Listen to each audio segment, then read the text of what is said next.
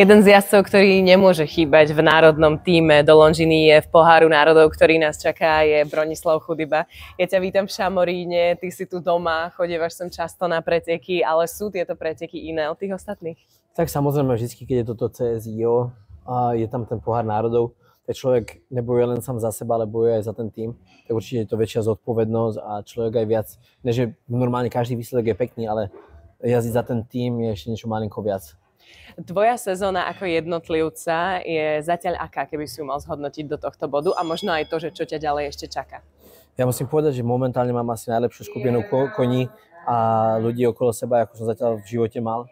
Mám fakt veľké šťastie, že mám teraz skvelý tým koní a zatiaľ tá sezóna prebieha veľmi, veľmi dobre. Musím povedať, že som úplne nadšený z koní, jak sa postupili, jaké výsledky robia. Toľkokrát, čo boli umiestnení teraz v Grand Prix a v tých veľkých skákaniach, takže z toho mám veľkú radosť. A plány do budúcna, no tak máme plán, pokiaľ sa nám všetko podarí, tak by malo. Ja som ich v finále v Budapešti a potom v finále dúfame, že vo Varšave. A v druhej polke sezóny by som chcel zamieriť aj na nejakých viac 5-hviezdových a 4-hviezdových pretekov s tými koňmi, čo teraz momentálne mám. Takže sa na to teším a je to paráda. Ak by si možno pre tých, čo ťa až tak nesledujú, vedel vypichnúť tie tvoje top kone a aké sú, tak vieš nám ich predstaviť? Samozrejme, tak sú to 4-10-ročné kone, čo je úplne sranda, lebo vôbec to nebolo nejak v pláne. Takže spolu majú tvoj vek? To ešte ne, to je ešte v pohode.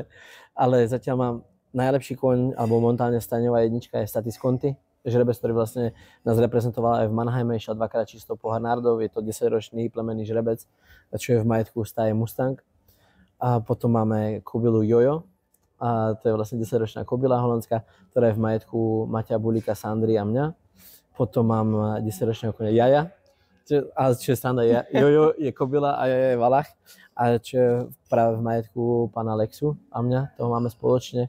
A teraz najnovšie Dali, čo dneska obsadil 6. miesto, čo je 10-ročný valach Diamant de Semiri, a ktorého mám spolumajiteľom, je otec od Natálky a Niels z Belgicka, Ferien. Teba zajtra čaká súťaž Poháru národov, budeš v našom tíme.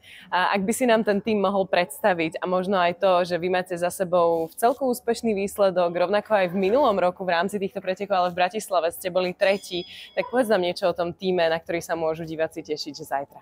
Tak náš tým odštartuje Dominika Gálová s koňom Krik. A je to vynikajúca dvojica, ktorá veľmi dobre sa prezentovala aj v Mannheime a nevyšlo im úplne prvé kolo, ale na to, že ten kôň je ešte mladý, a tak druhé kolo zájazde úplne perfektne zaskákali.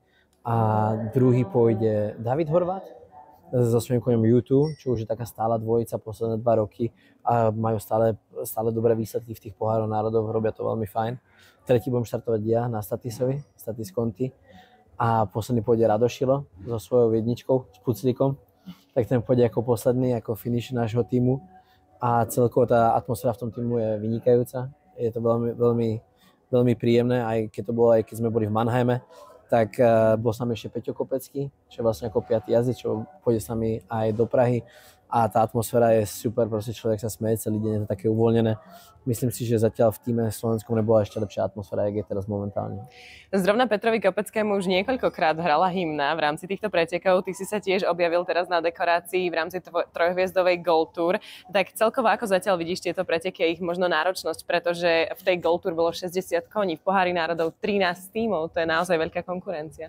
Je veľká konkurencia, sú tu vynikajúci jazdci, silné tímy. Keď zoberieme len tým z Mexika a dajme tomu Nemcov, Taliani postavili. Je tu veľa, je to veľmi vyrovnané, ale myslím si, že je to domáce prostredie pre nás a tí diváci, keď nás pozbudia, tak myslím si, že dáme čo najlepší výsledok. Budú lepší Slováci alebo Česi? Slováci. Ďakujem ti za rozhovor a držím palce. Ďakujem tiež, pekný deň ešte.